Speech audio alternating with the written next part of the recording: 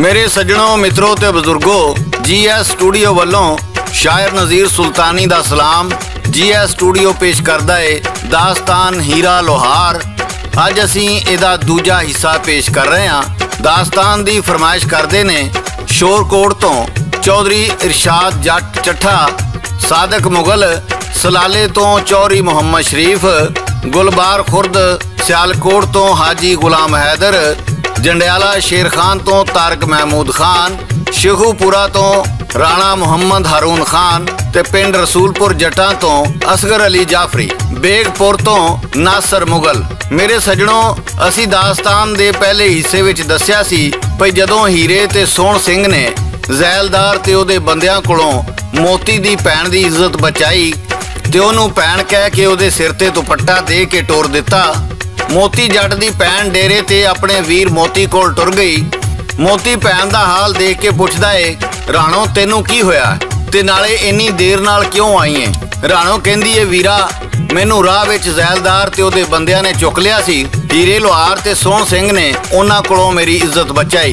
इन्नी गल सुन के मोती दियां अखां लाल हो गईयां ते आखण लगा, उस अंग्रेज़ां दे कुत्ते दी ये जुरत मेरी भैन दी इज्जत नूं हथ पावे, मैं इन्हां दे टोटे कर दियांगा। मोती घोड़े दी वाग फड़ के ਜ਼ੈਲਦਾਰ ते ਉਹਦੇ ਬੰਦਿਆਂ दे पिछे जाण लगदा है ते मोती दी मां कहंदी है, पुत्रा तू उन्हां पिछे ना जा, जे तैनूं कुछ हो गया साडा मावां धीआं दा की बनेगा ते नाले हीरे दा रब भला करे जिन्ने साडी इज्जत बर्बाद होण तो बचा लई। राणो कहण लगी, हीरे लोहार ते सोहण सिंह ने ਜ਼ੈਲਦਾਰ ते ओहदे बंदियां नूं मार मार के उत्थों भजा दिता। जे बंदे दे पुत्तर होणगे ते अगे तो किसे दी धी भैन दी इज्जत नूं हथ नहीं पाउणगे। मोती उन्हां दे कहण ते रुक जांदा है। ओहदे दिल विच जिहड़ा बदले दा भांबड़ भड़थू पा रिहा सी, ओहदे ते कुछ देर लई उहने काबू पा लिया। मेरे सज्जनों, अगे दा हाल तुहानूं गा के सुना रहे ने लोक दास्ताना दे बादशाह सादक पट्टी बाग मोड़ वाले। रिकॉर्ड करते ने लाला जी ते लिखते ने शायर नज़ीर सुल्तानी। हीरे ਜ਼ੈਲਦਾਰ ਨੂੰ ਦਿੱਤਾ ਮਾਰ ਭਜਾ, ਰਾਣੋ ਜੀ ਮਜਬੂਰ ਸੀ ਲਿਆ ਸੀ ਯਾਰ ਛਡਾ, ਦਿੱਤਾ ਲੀੜਾ ਸਿਰ ਤੇ ਬਣ ਕੇ ਵੀਰ ਭਰਾ, ਆਖਣ ਲੱਗਾ ਉਸ ਨੂੰ ਹੁਣ ਭੈਣਾ ਘਰ ਨੂੰ ਜਾ, ਪੁੱਛਣ ਲੱਗੀ ਵੀਰਿਓ ਨਾ ਤੁਹਾਡੇ ਕੀ, जिन्ना मैनू समझिया अपनी भैन दी, चुन्नी दिती सिर ते दिता सिर प्यार, हीरा मेरा ना है ते सोना मेरा यार, आई अपने खूह ते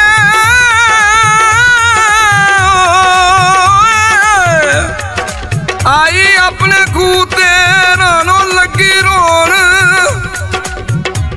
ओ मोती हल चलांदा मां कपड़े दी सी धोन, हालत उसदी गैर सी ते कट्टा सिर पिया, की होया राणो दस तू पुछदा वीरिया,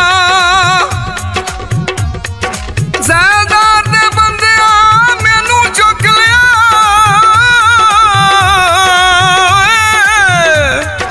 ਜ਼ੈਲਦਾਰ दे बंदिया मैनू चुक लिया,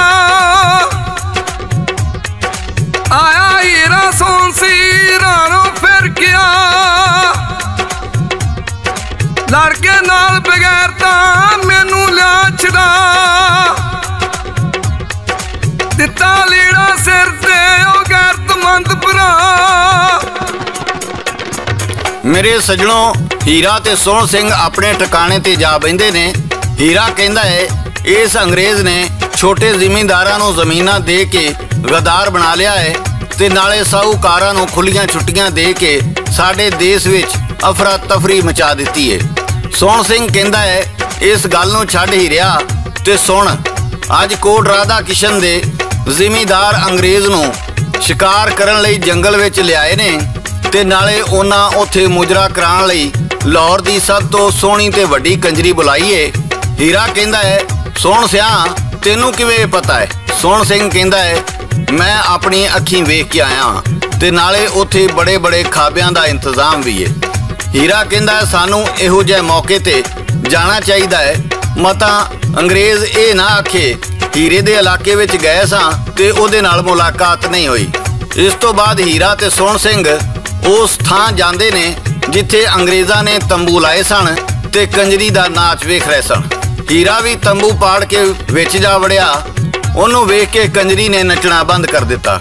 हीरा कहंदा कंजरीए अंग्रेज़ां नूं नच के विखाउण वालीए पंजाबणे मैनू वेख के नचना क्यों बंद कर दिता ही?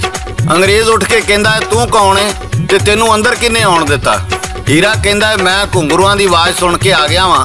अंग्रेज़ कहंदा तू जा सकदा है, इस कंजरी दा नाच मामूली बंदा नहीं वेख सकदा। हीरा कहण लगा ते फिर तू क्यों वेखना पिया है? अंग्रेज़ कहण लगा तू सानू मामूली समझना है?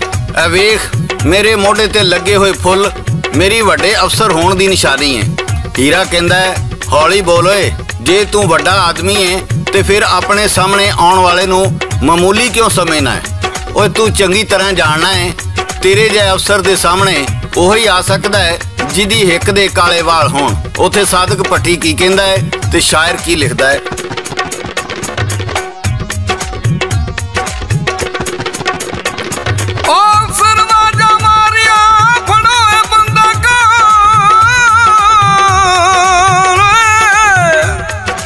अफसर वाजा मारिया फड़ो बंदा कौन,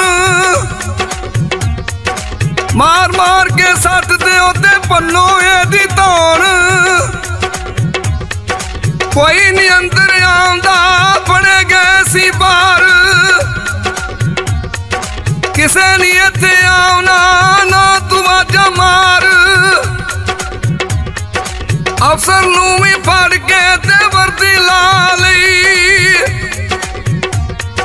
बन के ओनू रोकना ते पाई पा लई। कहंदा गोरा उसनू दस का तू है कौन, जिन्ने आके डकिया भी साडा कौन बजान। ओ डाकू मैनू आख दे,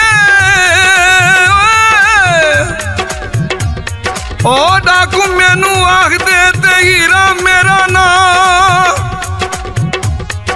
जेड़ा मैनू फड़ ले ओ पुत न जमिया मां। वर्दी हीरे पा लई ते उत्थे लगा कहण, कहंदा कंजरिए नच तू ते हीरा लगा पैण। छड्डांगा नहीं हीरिया ते गोरा बोल पिया, किदे नाल तू आण के पंगा ले लिया। कहंदा कंजरिए नच तू क्यों रुक गई, कहंदी मैं नहीं नचना,